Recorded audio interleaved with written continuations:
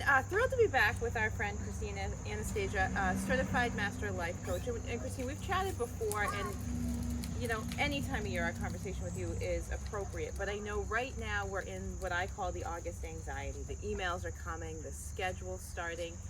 I can speak for my family. It's time for that structure, but it does come with the, oh, here we go again. So what are you seeing? What are you promoting with people? How are you encouraging people to enter the fall, which is a reset for a lot of us? Absolutely. So I always think of the fall as a period where a lot of working parents and families need like a bit of a massage going into like the next couple weeks into school. And so with a lot of my clients, like what I encourage, you know, families and working parents to do, and you can do this just like we have a couple days until we start the school year, is to really get a sense of like, what does your fall look like in terms of September to December? And what that means is, what does your day-to-day schedule look like? Like, how are you taking care of yourself? Maybe it's 2 to 3 times a week just to start. Yeah. And then what do your weekends look like? Are all of the kids' activities sort of like loaded and locked? Do you have any downtime in the weekend at all? Like from September to December? Do you like downtime? And also taking a look at like pre-decisions on holidays and like when a lot of birthday parties come in, Aunt Susie's 80th party, like how many things are going to be what you want to do on a weekend, so we're sort of not just yesing our way through the fall. We're learning how to say no. And like building some awareness around like, you can do this with your partner or yourself, just to say like, what are the things I'm going to say yes to on the weekends? And if there are 3 birthday parties and an engagement, like I might be saying no to the 3 birthday parties, going to the one thing, and then we have the kids' activities. I like how you use the phrase pre-decision, because I think what I hear when you say that is a boundary, right? And I think sometimes boundaries feel so slam the door, right? They feel stronger than maybe is comfortable. I don't know how I'm trying to phrase it, but I like the pre-decision of just setting that up for your family, because it's easy to get pulled. Absolutely. And like family schedules, like everybody has like either Google Calendar or some app with like everything loaded in with kids' activities. Sometimes there's more activities for the kids than the downtime, or like how do you take care of yourself. So it's also like loading and locking, like where do we put yourself in so you're not just like shooting from the hip. Like I think there's a lot of young families that also have a lot of FOMO. Like you want to do the right thing, you want to try to go to a lot of different things, but it also, there's a cost at that. Like when you're burned out and you're just like, we're just, you know, shooting from the hip, trying to do all these things, and it's like, if nothing changes, nothing changes. I feel attacked right now. But you're right, you're definitely speaking the language of whether it's working parents or at-home parents. Like we're all working through schedules, you know, and the burnout's real, but you're right, trying to fit everything in and sort of analyzing, not wanting to miss what's going on. So setting up, loading the calendar, pre-decisions, I like that, pre-decisions, boundaries, I guess we call it either. Is there anything that's fall specific that you think is encouraging for, or that you specify for any different time of year? Well, I think it's like really simplifying. Like I think sometimes we overcomplicate our schedules and like what we do. It's like, first things first. Like I think, you know, if you're looking to work on yourself as a working parent, where are you first? Like day to day or just weekly, and like let's find the magic middle.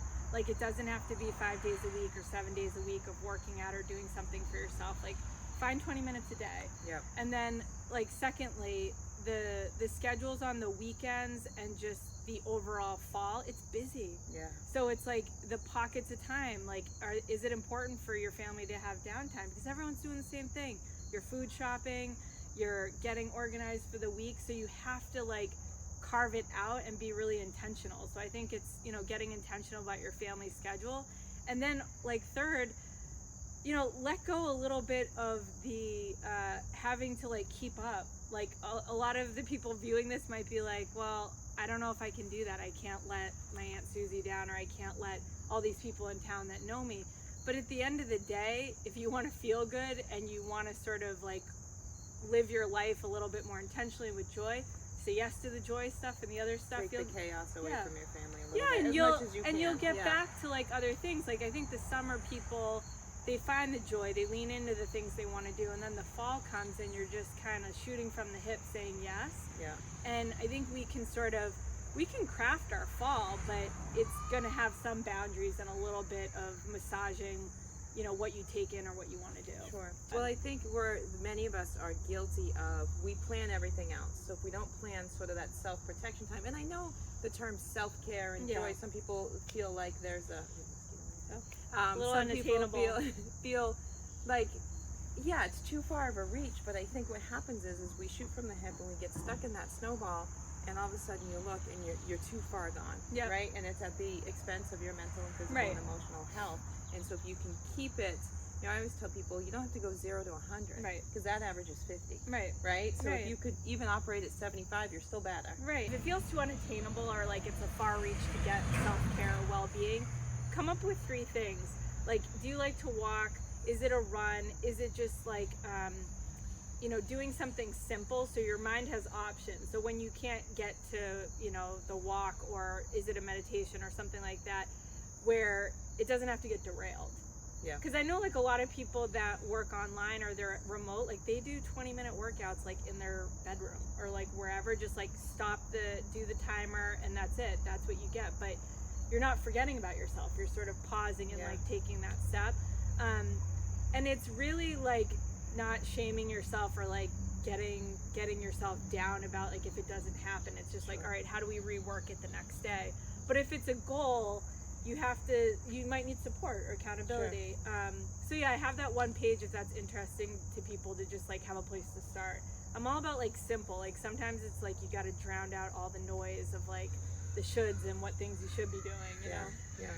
Christine, if someone wanted to contact you, I know you've done different workshops, you do private appointments.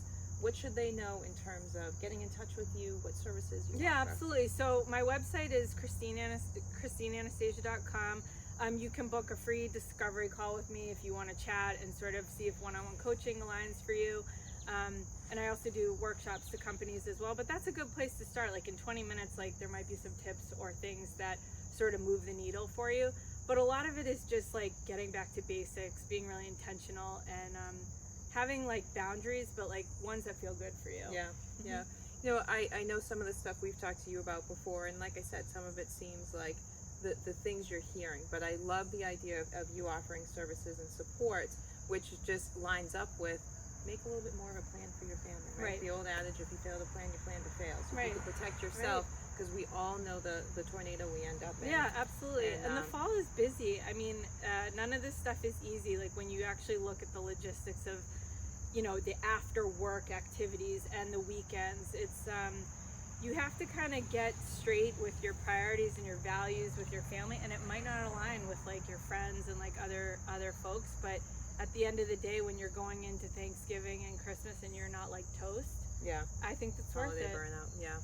Well, valuable insight, and I know it's just a sliver of what you offer and things you talk about. So if you're looking to get in touch with Christine, want to have a discovery call, her information will be on your screen. We're always thrilled to have you as a trusted friend and resource here in Rentham. Feel free to reach out. Thank you so much.